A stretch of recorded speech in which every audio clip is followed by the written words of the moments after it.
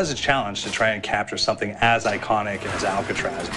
You know about this. This is arguably the most famous prison in the world, and now you're in it. Just the space, you know, the physicality of it, because it's quite claustrophobic.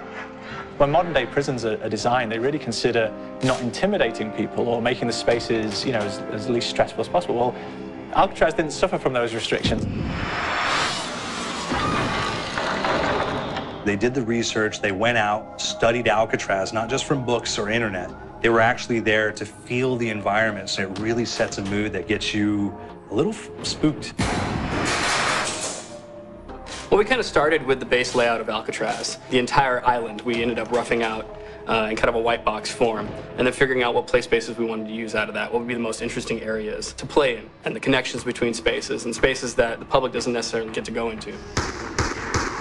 We really did a lot of pushing to really enhance that psychological horror aspect that we're really looking for. And this is a really good opportunity to really tell something special. Like I got stuck right through the gates to hell!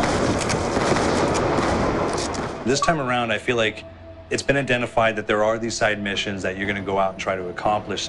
Al and the rest of the groups put together this escape plan, but the point is to get the parts and assemble this plane so they can get off the island. We did something new for the first time. We have actually contextual music that goes off. So that's a first for zombies.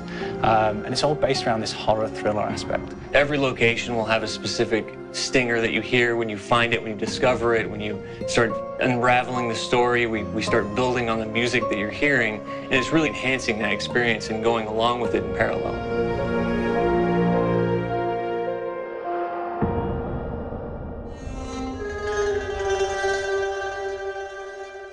Because we wanted to embrace this kind of horror thriller element, we wanted character actors, guys who could really embody someone and then convey emotion. So that's why we went for guys like Ray Liotta. Getting in that kind of guy, you know, we wanted a frantic nature. So he plays a character called Billy Handsome, who's this kind of psychopath who would be employed by the mob to kill people in interesting ways.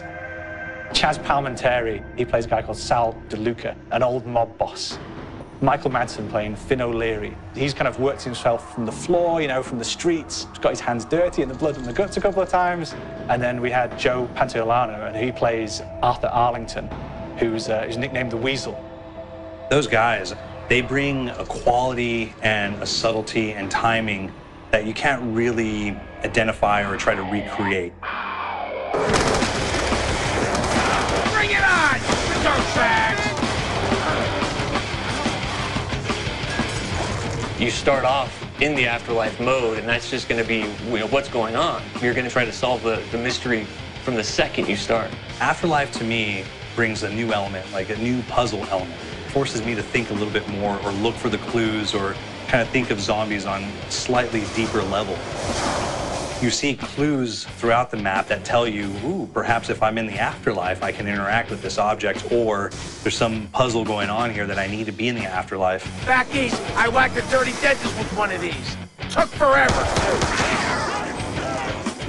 Alcatraz has a Civil War kind of fort background before it turned into a penitentiary. And so we had this kind of backstory, the idea that the warden would have collected Civil War weaponry.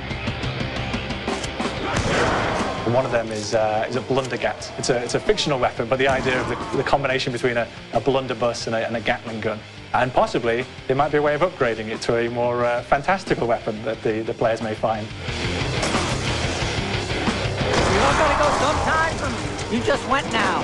There's one main zombie, one big zombie that's going to come through and wreak havoc on your life. He'll lock down the perk machine, he'll close down the box, so you have to pay to get that open again. So you don't want him to interfere with your process. Now's a good time to pick a fight. It's a fun challenge. It keeps things moving forward. In terms of perks, we have a new perk called Electric Cherry. When you reload, it gives a shock around you, which scales over time. I was asking for it, baseball. There's so much to experience in this map. Every time I play it, there's a new tactic to take, a new experience, a new objective to go for. But there's also this layer of things that we aren't exactly exposing to the players right off the bat and will need to be discovered. Don't let me go. Is it the calling we hear? We've got the undead in there, we've got these historical elements, and these fantastic actors all seem to be with peace with each other in this kind of same world. So it's magical, and our team is incredibly excited by it.